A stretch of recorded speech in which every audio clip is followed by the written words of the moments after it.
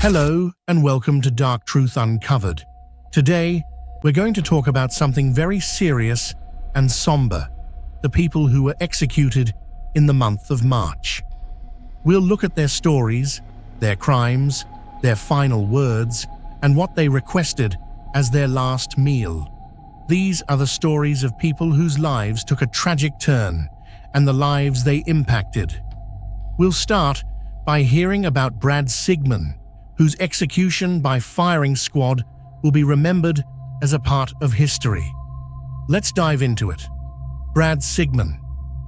Our first story is about Brad Sigman, a man whose actions left a lasting impact on the family of Rebecca Barbar. Sigman and Rebecca were in a 3-year relationship, living together for a time. However, things took a dark turn in 2001 when Rebecca decided to end their relationship and move in with her parents. Sigman, unable to accept this, became obsessed with her. He began stalking Rebecca and demanding that they get back together. His obsession would soon lead him down a deadly path. One night, Sigman shared his plan with a friend, Eugene Straub. Sigman told him he was going to break into the Lark family home, tie up Rebecca's parents, and force Rebecca to talk to him. Straub, realizing the plan was dangerous and wrong, refused to take part. But Sigman went ahead alone. The next morning, he broke into the house and used a baseball bat to attack Rebecca's parents, David and Gladys. He struck them repeatedly in the head until they were dead. After killing them, Sigman took David's gun and waited for Rebecca to return home. When she arrived, Sigman threatened her with the gun and forced her into his car. His plan was to drive her to North Carolina. But Rebecca was strong. She managed to jump out of the car and ran for help, though Sigman fired at her as she fled. Miraculously, Rebecca survived the attack and was taken to the hospital. Police immediately launched a manhunt for Sigman, issuing warrants for murder, kidnapping, and assault. For 11 days, Sigman was on the run until he was captured in Gatlinburg, Tennessee, and brought back to South Carolina. His trial began in July 2002, where the prosecution presented overwhelming evidence against him, including the baseball bat that he used in the killings. On the very first day of his trial, the evidence was clear, and Sigman was found guilty. The jury sentenced him to death. His mother, Virginia Wooten, broke down in tears as the sentence was read. Rebecca Barbar, who had survived the attack, watched in silence, and Sigman looked at her one last time before being escorted out of the courtroom. Sigman spent 23 long years on death row, filing multiple appeals, but all of them were denied. His fate was sealed, and finally, on March 7th, 2025, his execution was scheduled. Sigman chose the firing squad as his method of execution, a decision that came after the controversy surrounding lethal injections. Recent executions had been troubling, with witnesses reporting that prisoners appeared to lose consciousness only minutes after the injection, but they were not officially pronounced dead until much later. In 2022, South Carolina spent over $54,000 building a firing squad chamber at their prison. They installed bulletproof glass in the witness room and added a special chair for the inmate with a drainage system for blood. The firing squad became an option after the state faced difficulties obtaining lethal injection drugs, even after laws were passed to protect the identity of drug suppliers. Sigman would be the first person in South Carolina to be executed by firing squad, and the third in the United States since 1976. Sigman's execution was set for March 7th, 2025. One day before his death, he was given the opportunity to choose his final meal. Initially, he requested 3 buckets of Kentucky Fried Chicken's original recipe, intending to share them with his death row companions. But his request was denied. Instead, Sigman was served a much more modest meal: 4 pieces of fried chicken, green beans, mashed potatoes with gravy, biscuits, cheesecake, and sweet tea. On the day of his execution, March 7th, 2025, Brad Sigman was strapped to a chair inside the firing squad chamber. A hood was placed over his head, and 3 prison staff volunteers, each armed with a rifle, aimed at his chest. At the director's command, each of them fired. The bullet struck Sigman's chest directly above the heart, and the act was instantaneous. Witnesses who were present during the execution described the moment as chilling. They mentioned how loud and shocking the shots were, and how everyone in the room flinched when the rifles fired. There was only one spot visible on Sigman's body where the bullets had struck, which made people believe the shots were all grouped together. At 6:08 p.m., Sigman was declared dead. Before his death, Sigman made a final statement.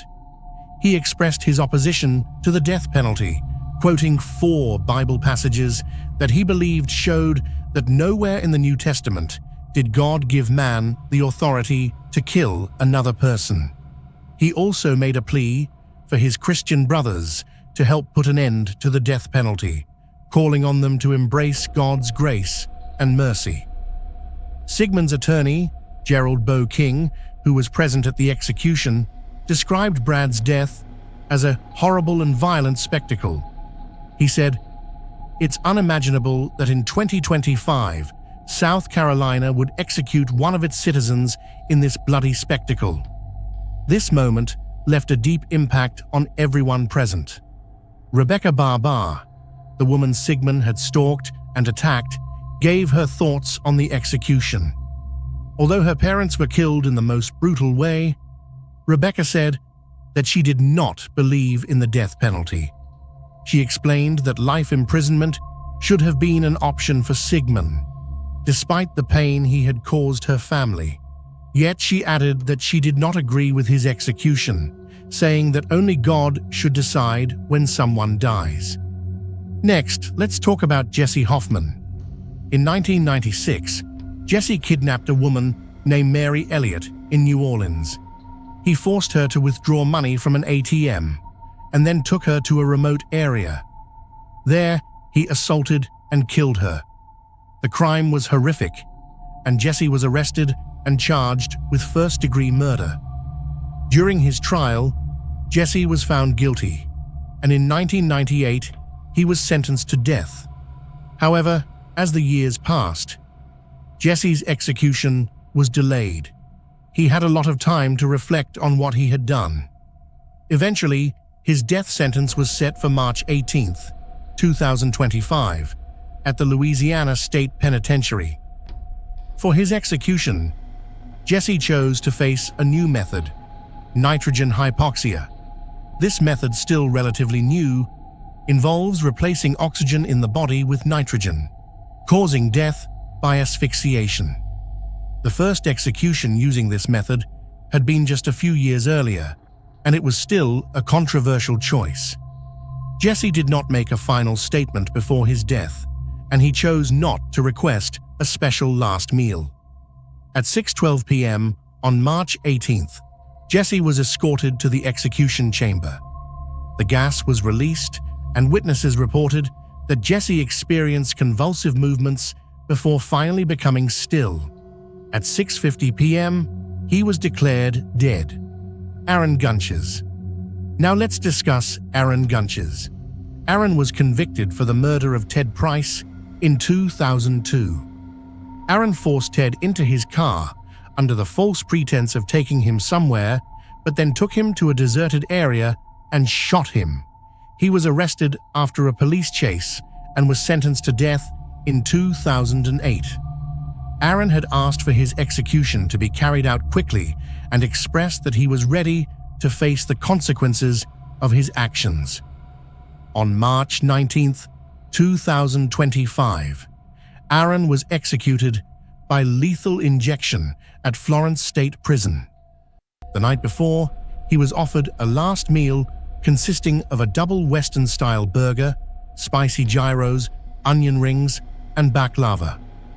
When Aaron was executed, his body showed signs of distress.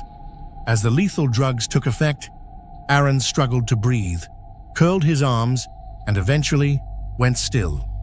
His final words were about accepting his fate and expressing that he believed it was the right punishment for his actions. Finally, we come to Wendell Graham. Wendell was involved in a crime where 2 lives were taken in cold blood. He and a partner randomly chose a house to break into, and during the crime, Wendell shot and killed Drew Kopp and Amber Matthews, a woman who was trying to protect the children in the home. Wendell's actions led to a lengthy trial, and in 2004, he was sentenced to death. Wendell's execution was scheduled for March 20th, 2025. He requested a final meal of a supreme pizza, vanilla ice cream, and Coca-Cola. Wendell was executed by lethal injection at 8:15 p.m., shortly after the scheduled time. His last words were filled with regret, as he apologized to the families of the victims, expressing deep sorrow for the pain he caused. These are the stories of people whose lives ended by execution. Each of them had a chance to make their last statement, and each of them faced the consequences of their actions. The death penalty remains a deeply controversial subject, with many questioning its morality and effectiveness. Some, like Rebecca Barbar, believe life imprisonment could have been a better choice, while others believe the victims' families deserve justice. Thank you for watching today's video. What are your thoughts on capital punishment? Should it still be allowed, or is there a better way to handle justice? Let us know your opinions in the comments below. Don't forget to like and subscribe to this channel.